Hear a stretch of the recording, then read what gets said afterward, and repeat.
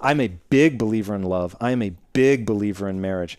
I just think if you're not prepared to acquire the skills that will make you successful in marriage, then don't get married. What are those skills? So the generic While answer, having a huge vision and conquering that vision. well, the great news is it's exactly the same. The same thing that makes me being good as an entrepreneur makes me good as a husband. And I'm willing to make that statement knowing that you could ask my wife. You will She would see say her. you're great. Yeah, She yeah. will back it up. I Yeah. promise. And only because I grind it out. I work my ass off, right? So, and I accept the realities of the human condition. And I think that's one thing that people don't do a lot. And I get asked to speak a lot about, how has Quest been successful? And every talk I give is some variation of every problem you're having in your company is a result of you not acknowledging some reality of the human condition, right? So your employees are not sinister. They're not trying to bring you down. They just don't feel significant in your business.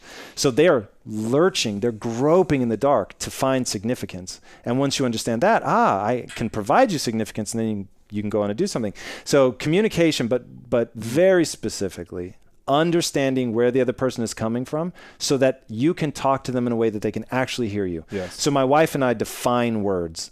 So I'll give you an example. We define the word important.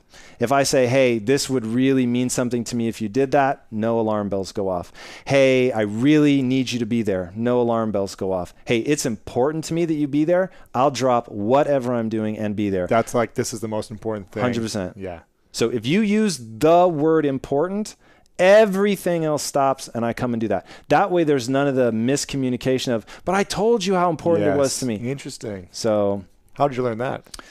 Through pissing off my wife over and over and over, and finally realizing, okay, wait, communication is what I do. Yeah. How are we like missing each other?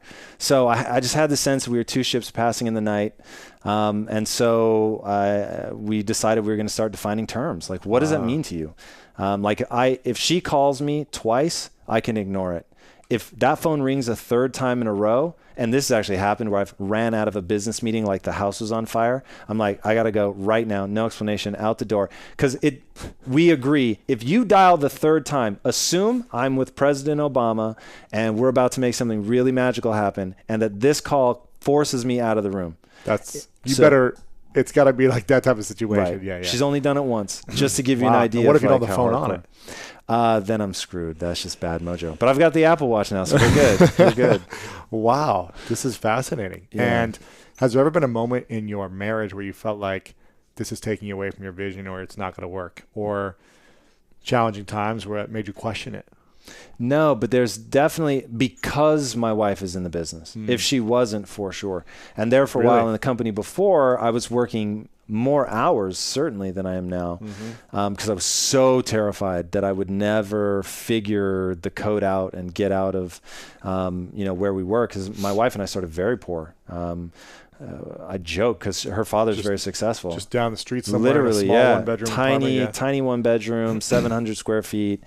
She was clipping coupons. I mean, the whole nine. Like, we were legit. At one point, about 15 years ago, I was scrounging through my couch cushions for enough change to put gas in my car. Like, that's where we started. So I went through a period where I was like, dude, I need to be successful. Like, it's not just a want. Like, for real, I can't live like this.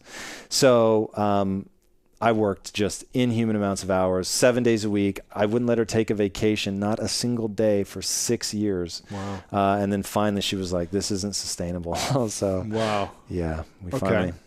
Now, if you're not working together and you're married and you're working in different careers, or she's not working with you, yeah, how do you work that out? I mean, if you're working all these hours, how do you communicate in a way that's, you're there for the marriage, but also there for your entrepreneurial dream? There's a lot of entrepreneurs listening that might have that question of like, how do I manage the balance to make sure that I'm there for my wife, or wife is there for the husband, but also going after the dream and the vision and making it happen, and not sacrificing that time for the dream, that time for your vision, and feeling like it's a compromise.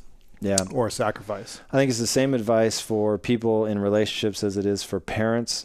They've done studies on this, and it doesn't matter how much time you spend with your kids, to a point, obviously. If you're not like spending some time, it's going to be a problem. But it's not the time, it's the happiness level that you show when you're together. So if you're with your kids 5 hours a day and you're miserable, you're unhappy, you feel lost, you're depressed, that's not great for the kids, right? They're not going to establish good relationship with you. They're not going to have necessarily positive relationships moving forward with, like a daughter wouldn't necessarily have a great relationship with a future husband Right. because just the dynamic she's used to with a male figure in her life is off, right? Yeah. So what they found is it's correlated purely to happiness. If you come in and you're just like, oh my gosh, I'm so happy to see you, and you're playing with the kids and you're having a great time, it doesn't need to be a lot of time. It just needs to be awesome quality time. Gotcha. So I think the same is true of a relationship. If when you're with your significant other, you're still playing on the phone and they've got to get your attention and they never feel like they're number one. And so going back to the marriage question, you got to answer this question. The whole point, the only reason in my mind to be in a long-term committed relationship is how good it feels to be one person's number one, not number two, number one. I would not stay with my wife if I wasn't her number one. And I would encourage her not to stay with me if she wasn't my number one. Yeah. Like she knows in all the world, no matter how bad it gets, we lose the house, the company crumbles, everything goes to hell, our families pass away, all of it. She's got one person for whom she is number one. She is it. Nothing is more important. The business means a lot to me. Accomplishing what I want in life means a lot to me.